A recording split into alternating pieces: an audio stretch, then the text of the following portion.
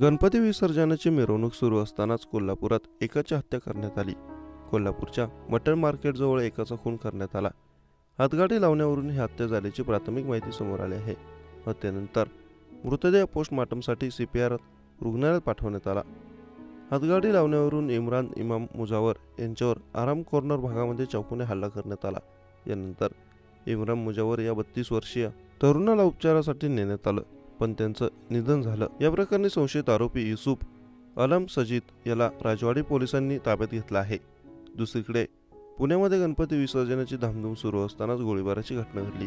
पिंपरी चिंचवडच्या वाकड परिसरात फिनिक्स मॉलजवळ हा गोळीबार करण्यात आला। गोळीबार केल्यानंतर हल्लेखोर फरार झाला आहे। या गोळीबाराचं CCTV फुटेजही समोर आलं।